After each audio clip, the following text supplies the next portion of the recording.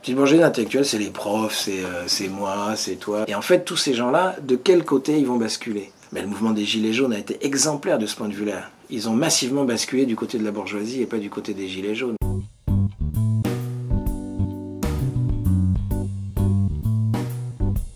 Formidable. Formidable parce qu'il rappelle qu'il y a une classe qui s'appelle la bourgeoisie et que ça serait bien de comprendre que c'est une classe et qu'elle est organisée, qu'elle défend ses intérêts et qu'elle est con comme ses pieds. Très bien. Alors le problème du Capital, c'est que c'est trop dur à lire. Donc il faut absolument, pour ceux qui ont envie de se taper Marx, il faut commencer par des trucs faciles à lire de Marx.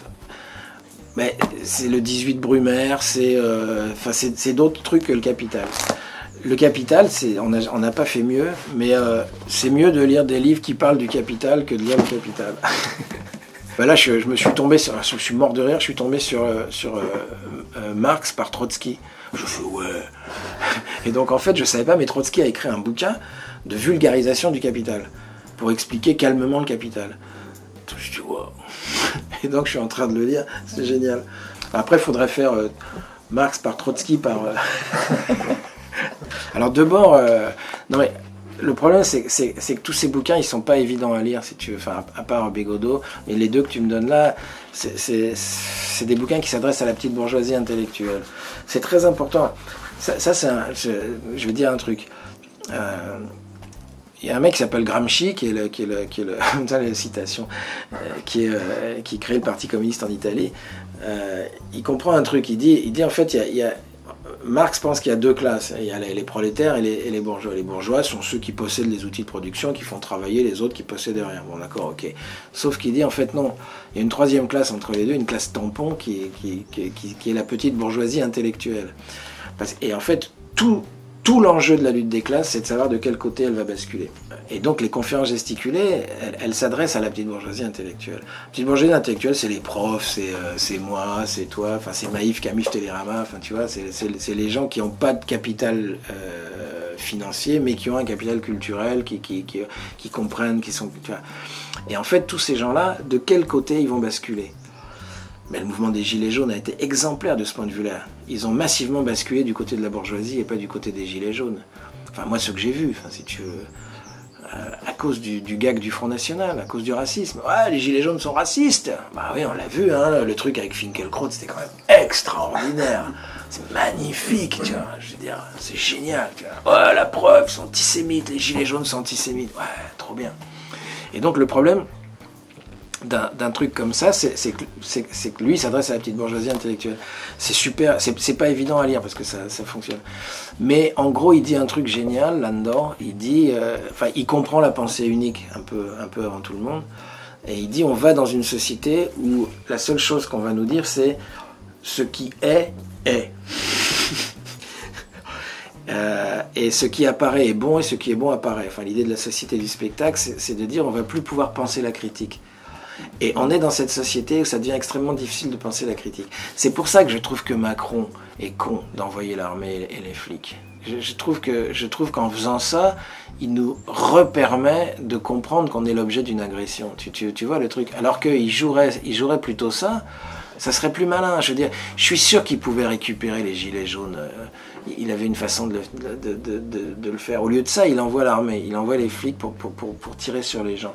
Donc ce que dit Guy Debord là-dedans, c'est on va bientôt plus pouvoir comprendre l'agression, parce qu'on est en train de nous mettre dans une société où il n'y a plus que des images, il n'y a plus de rapport réel entre nous, et donc on pourra juste constater l'état du monde, et voilà, bref. Bon, Guy Debord. Oui, mais tu me donnes tous les trucs qui marchent bien. En fait, c'est pas la peine de les sortir, je les ai tous là-haut. Juan Branco, il est très critiqué. Oui, il fait sa star, machin, etc. Non, moi je trouve ça très utile, si tu veux, parce qu'il montre le système de l'intérieur, de là où il vient. Là encore, c'est très utile qu'il y ait des dénonciations. Systématiquement, l'attaque qui est faite contre ces gens-là, c'est de dire qu'ils jouent le star system. Donc on va attaquer Onfray, on va attaquer tous ces gens-là. Je veux dire, oui, si tu veux, mais en même temps, ils y vont, quoi. Enfin, tu vois, je veux dire, ils y vont.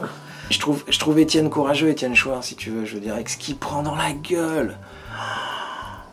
Je veux dire, heureusement qu'il y va, quoi. Je veux dire, et d'ailleurs, Ruffin a été très chouette avant qu'il fasse marche arrière. Quand Ruffin a dit, je trouve que il faut rendre hommage à Étienne Choix parce que le RIC, c'est grâce à lui. Donc tout le monde, il s'est pris le Mont Blanc sur la gueule. Donc il a fait marche arrière en disant, ouais, j'ai peut-être parlé trop vite. Mais n'empêche que ce que dit Ruffin, c'est, je suis désolé, quand je vais sur les ronds-points, c'est de Choix dont on parle. Et donc je l'atteste. Je fais pas semblant que, tu vois, voilà. Et j'ai trouvé ça très chouette. Non, je l'ai pas. Je sais pas quoi penser de Mélenchon. J'aime bien l'écouter parler.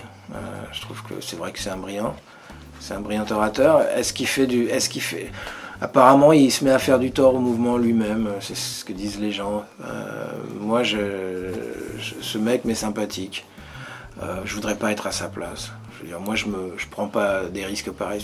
Prendre la tête d'un mouvement politique, t'imagines. Enfin, je veux dire. Alors après, on peut dire tout ce qu'on veut sur Mélenchon. Il a été socialiste, il était mitterrandien, il était ceci, il était cela, il y a tous ces machins-là, c'est sûr. Si tu veux, moi, ce qui m'intéresse, c'est que derrière lui, il y a la France insoumise. En fait, moi, comme je crois pas à l'élection, je pense que même si Mélenchon avait été élu, je suis pas certain que ça aurait changé grand-chose. On l'a vu avec Tsipras en Grèce. Si tu veux, les mecs sont élus et ils peuvent rien faire parce qu'en face ils ont la Troïka, etc. Il faudrait sortir de l'Union Européenne et ça Mélenchon ne propose pas. Les seuls qui le proposent sont des gens qui font 1%. Enfin, tu vois, c'est comment il s'appelle, le mec de l'UPR, Asselineau. Et puis quelques intellectuels comme Lordon qui osent dire il faut sortir de l'euro, par exemple. Mais donc, à part ces mecs-là. Donc, si tu, je sais pas quoi dire de Mélenchon. C'est un chef de parti dans un système où moi, je crois pas que l'élection changera quoi que ce soit. Enfin, c'est Coluche qui disait si l'élection changeait quelque chose, elle serait interdite. Donc, Mélenchon, je trouve que son intérêt, c'est que sa personnalité a coalisé un mouvement qui est la France Insoumise, qui est en train apparemment de se défaire, de se barrer en cacahuète. Je sais pas qui va prendre la suite de Méluche, j'imagine que ça va être Ruffin ou un truc comme ça, je sais pas. En même temps, la France Insoumise a été un vrai mouvement, c'est-à-dire c'était un mouvement populaire, quoi, j'ai envie de dire. Donc ça m'intéresse. Du coup, je suis pas fâché, enfin je suis pas un ennemi de Mélenchon parce qu'il y a la France Insoumise derrière.